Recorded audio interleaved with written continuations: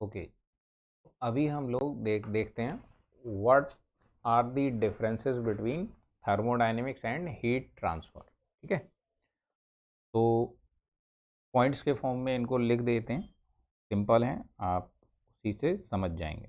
First लिखो, heading डाल दो पहले, थर्मोडायनेमिक्स वर्सेस हीट ट्रांसफर। इसमें फर्स्ट पॉइंट लिखिए, in thermodynamics in thermodynamics we study energy क्या क्या रहता था वहाँ, हीट एंड वर्क।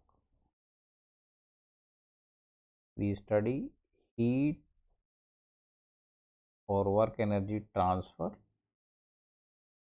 टू, और यू कैन से फ्रॉम, या तो सिस्टम को दिया गया है या सिस्टम से लिया गया है। From the system between two equilibrium states.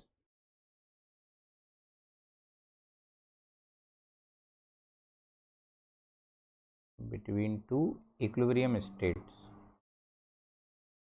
it is measured in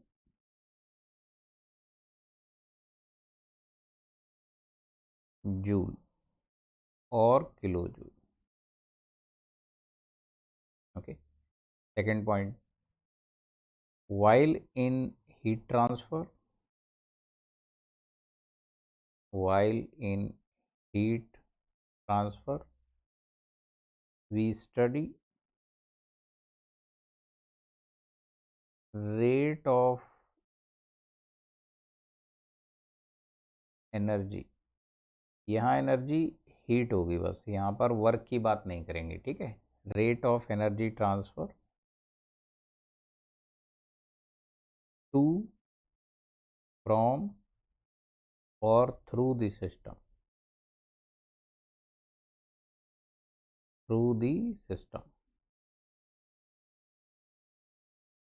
in steady state.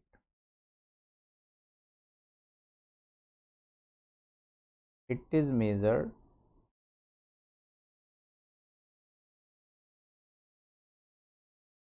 measured in watt और किलोवाट, जूल पर सेकंड और किलो जूल पर सेकंड। ठीक है ना, टाइम के साथ स्टडी करते हैं, पहले ही बताया मैंने। Next, also in thermodynamics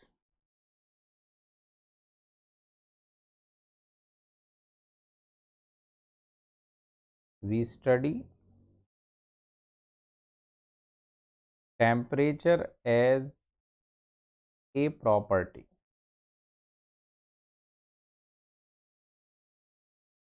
of system at different state, at different states, but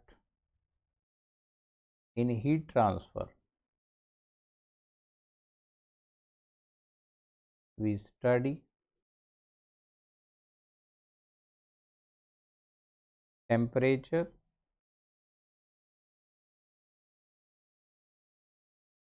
T equal to as a function of space, space means x y z and time, x y z मतलब space, tau मतलब time, as a function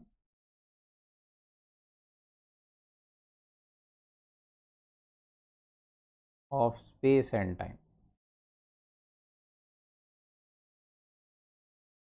space and time। ठीक है, तो देखो क्या point हुआ।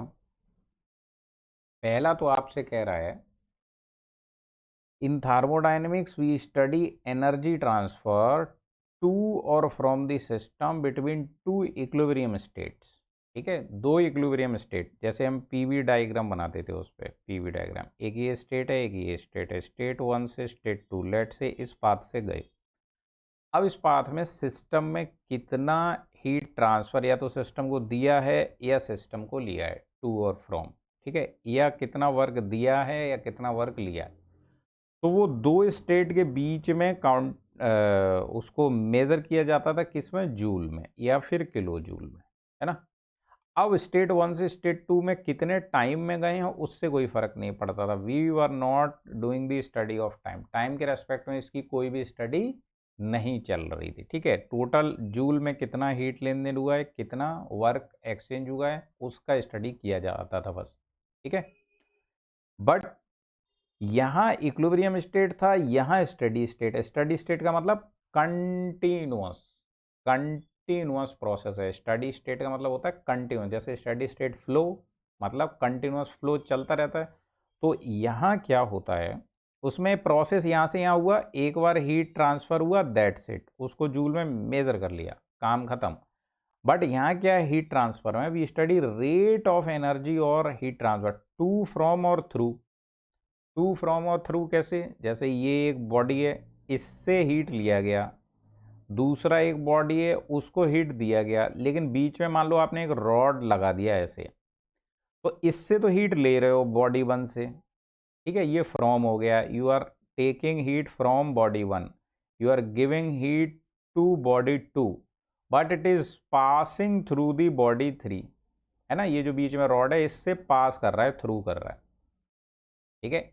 तो steady state में क्या होगा, जितना यहाँ से इन होगा उतना ही यहाँ से आउट होगा, अगर बीच में स्टोरेज ना हो रहा हो और हीट जनरेशन ना हो रहा हो रॉड में, ठीक है।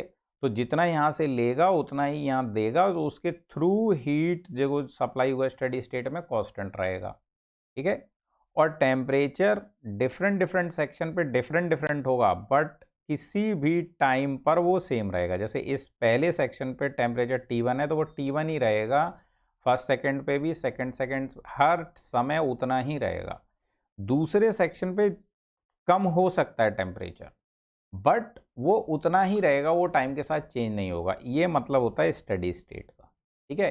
तो कंटिन्यूसली हीट जो है वो जाती रहेगी, कंटिन्यूसली सेकंड बॉडी को मिलती रहेगी और कंटिन्यूसली ये बीच वाले थर्ड बॉडी से पास करती रहेगी। So this is continuous process. यहाँ क्यू किस में होगा, जूल पर सेकेंड, जूल पर सेकेंड, जूल पर सेकेंड मतलब वॉट में होगा, या किलो जूल पर सेकेंड लेंगे तो किलो वॉट में होगा, इसलिए यहाँ पे यूनिट क्या है, वॉट। ये कंटिन्यूसली हीट ट्रांसफर हो रहा है, हो रहा है, हो रहा है, हो रहा है, इस तरीके का प्रोसेस है। Getting point. तीसरा पॉइंट अपना, in thermodynamics we study temperature as a property of system at different state. जैसे हम पीवी डायग्राम बनाते थे, वहाँ स्टेट वन पर टेम्परेचर T1 है, स्टेट टू पर टेम्परेचर T2 है, स्टेट थ्री पर टेम्परेचर T3 है, ऐसे रहता था। ये सिस्टम की डिफरेंट डिफरेंट स्टेट है। सिस्टम क्या था, सिस्टम था हमारा गैस, गैस अगर स्टेट वन है तो पूरे गैस का हर जगह टेम्परेचर T1 ही होगा, चाहे इस पॉइंट पे लो, चाहे इस पॉइंट पे, चाहे इस पॉइंट पे, चाहे इस पॉइंट पे, चाहे इस पॉइंट पे, चाहे इस पॉइंट पे, एवरीवेयर इसका टेम्परेचर T1 ही होगा इस स्टेट पर। स्टेट वन से टू जब चला गया तो हर जगह उसका टेम्परेचर T2 हो जाएगा, गैस के किसी भी पॉइंट पर लो। और स्टेट थ्री पर पहुंचे तो हर जगह टेम्परेचर T3 हो जाएगा, ठीक है। एक स्टेट पर एक ही टेम्परेचर होगा। इस स्टेट से जैसे यहाँ पहुंचेंगे टेम्परेचर चेंज, यहाँ पहुंचेंगे टेम्परेचर चेंज, जब चेंज होगा तो पूरी गैस का टेम्परेचर एक साथ चेंज होगा। ऐसे नहीं होगा कि यहाँ गैस का टेम्परेचर कुछ और है, यहाँ गैस का टेम्परेचर कुछ और है, it will not happen like this, ठीक है। तो वहाँ जो टेम्परेचर है वो पूरे सिस्टम का एक प्रॉपर्टी होता है, एक स्टेट पर एक ही टेम्परेचर होगा, ठीक है। अब अगर हम हीट ट्रांसफर की बात करें तो इसमें हम स्टडी स्टेट की बात करें तो मान लो यहाँ ये 100 डिग्री सी पर एक हीट सोर्स है और ये यहाँ पर सिंक है 20 डिग्री, बीच में आपने रॉड लगा दिया। तो यहाँ क्या होगा, लेट से यहाँ टेम्परेचर है 90 या 80 70 ऐसे आते आते यहाँ 20 बचा, तो यहाँ 90 होगा, इस पॉइंट पर अलग टेम्परेचर है रॉड का, यहाँ 80 होगा, यहाँ सेम टाइम पे देख रहे हो आप, यहाँ से 70 होगा, तो डिफरेंट पॉइंट पर डिफरेंट टेम्परेचर हो सकता है। मतलब ये टेम्परेचर जो है यहाँ स्पेस का फंक्शन होगा। वहाँ जो गैस थी पूरी की पूरी एक समय में एक ही टेम्परेचर होगा, किसी भी पॉइंट पे ले लो इनसाइड द गैस और system, whole gas will be at a same temperature. Location change होने से उसका टेम्परेचर चेंज नहीं होगा, यहाँ लोकेशन चेंज होगी टेम्परेचर चेंज होगा। ठीक है, स्टडी स्टेट होगा तो टाइम के साथ चेंज नहीं होगा, ओनली इनका फंक्शन होगा। फिर हम लोग आगे पढ़ेंगे, अभी ये फर्स्ट चैप्टर स्टडी स्टेट वाला है, फिर पढ़ेंगे अनस्टडी स्टेट, उसमें टाइम के साथ भी चेंज होगा। ठीक है, तो उसमें क्या होगा, रॉड का इस सेक्शन पे अभी 90 है, यहाँ 80 है, यहाँ 70 है, जैसे ही टाइम चेंज होगा फिर यहाँ 80 रह गया, यहाँ 70 रह गया, यहाँ 60 है, फिर टाइम चेंज हुआ, यहाँ 70 हो गया, यहाँ 60 हो गया, लाइक दिस। एक डिफरेंट पॉइंट पे डिफरेंट टेम्परेचर है और एक ही पॉइंट पे डिफरेंट टाइम पर भी डिफरेंट टेम्परेचर होगा। ये हीट ट्रांसफर का स्टडी है। तो यहाँ इन जनरल टेम्परेचर जो होगा it will can be function of space and time, it can be function of space and time. ठीक है, बाकी thermodynamics was the study of mainly, इसका प्रॉपर्टी क्या था, pressure, volume, temperature, enthalpy, entropy वगैरह भी पढ़ते थे इसमें, एंथैल्पी पढ़ते थे, एंट्रोपी पढ़ते थे। ठीक है, इन सब का स्टडी था। हीट ट्रांसफर में किसका स्टडी किया करेंगे, mainly it will be study of heat transfer rate Q, temperature profile, ठीक है, और टेम्परेचर, या इसको बोल देंगे heat equation, temperature equation, heat equation, temperature equation. ठीक है, सो ये मेनली इनका स्टडी है। गेटिंग माय पॉइंट और नॉट, यहाँ पर ये सारे का स्टडी किया जाता था, यहाँ इन दोनों का स्टडी हुआ मेनली। हर चीज़ के लिए, चाहे वो स्लैब हो, सिलेंड्रिकल बॉडी हो, स्फेरिकल बॉडी हो, एक उनका हीट इक्वेशन फाइंड करना है, एक उसका टेम्परेचर इक्वेशन फाइंड करना है। ठीक है, so these are the differences. अब थोड़ा सा इसमें ग्राफ व्राफ बना देते हैं, जो कि जो पॉइंट्स लिखे हैं उन्हीं को पिक्चर के फॉर्म में बना देते हैं। तो जैसे थर्मोडायनेमिक्स में अपना पीवी कर्व बनाते थे हम लोग इस तरीके से, किसी भी स्टेट 1 से, यहाँ से क्या बोल देते हैं, स्टेट ए से बी तक सिस्टम चेंज कर रहा है। ठीक है, स्टेट ए से बी ये सिस्टम जा रहा है, इस तरीके से जाया करता था। ठीक है ना, तो इसमें मान लेते हैं कि ए पर आपका टाइम जो है वो T1 है, बी पर टाइम T2 हो गया, तो T1 और T2 इसमें टाइम हो गए, T1 एंड T2 इसमें टाइम हो गए, और ए पर टेम्परेचर मान लिया अपन ने TA। ठीक है, और बी पर टेम्परेचर मान लिया TB, तो TA TB हम मान लेते हैं कि इसके टेम्परेचर है, टेम्परेचर है। ठीक है, तो इसमें स्टेट ए से स्टेट बी जाने में लेट से डेल्टा Q हीट सिस्टम को सप्लाई की गई है।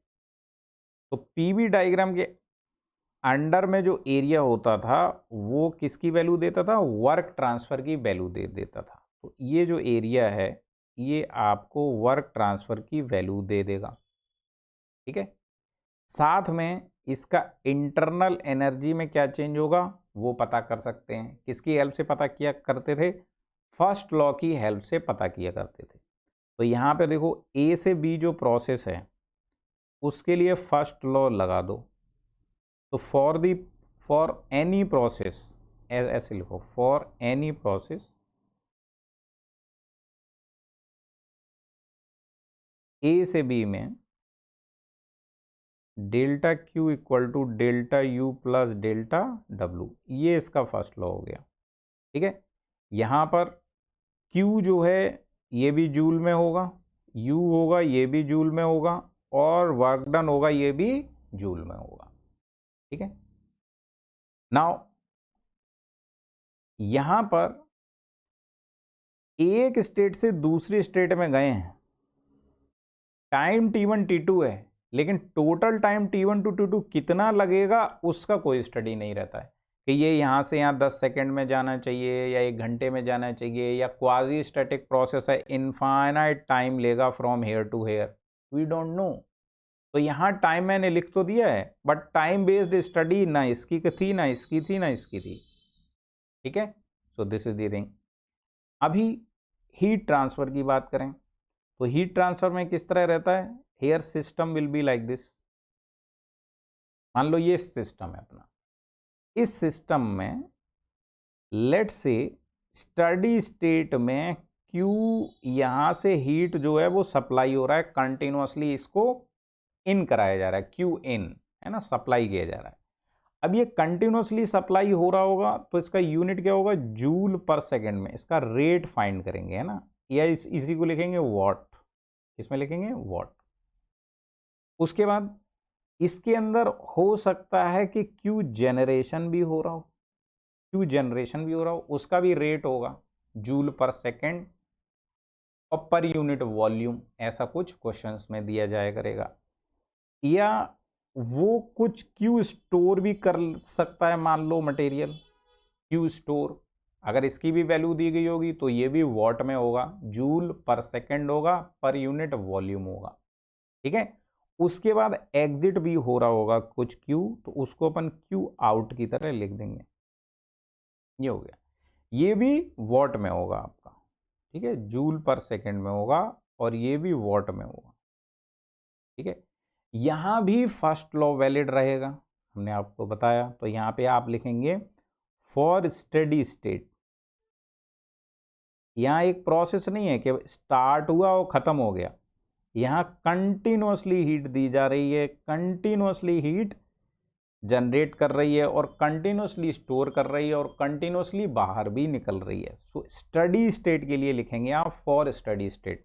और फर्स्ट लॉ क्या होगा कि टोटल एनर्जी इन प्लस उसमें जितना जनरेट कर जाएगा इक्वल टू होगा Q store plus Q out, ये बन जाए, ठीक है। तो this will be the equation for conservation of energy. यहाँ ये वॉट में होगा, ये भी वॉट में होगा, ये भी वॉट में होगा और ये भी वॉट में होगा। गेटिंग माई पॉइंट और नॉट।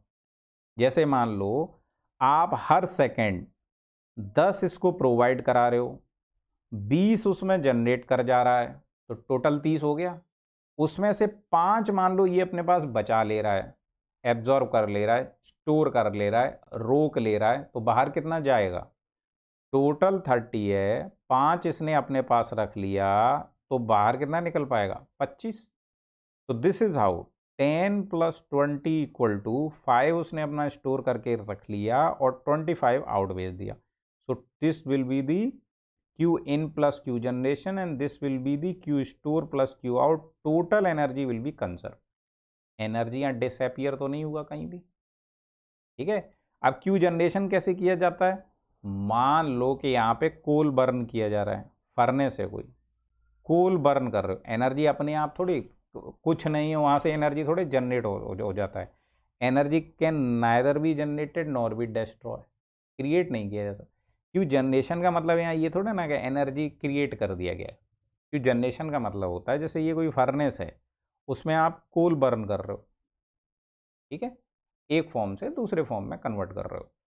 तो इस तरीके से बाकी क्वेश्चंस जब इसके लगाएंगे तो आपको ये चीज़ और अच्छे से क्लियर हो जाएगी, अगर अभी नहीं हुई है तो। Okay, so these are the few points which can be difference and similarities between thermodynamics and heat transfer, ठीक है।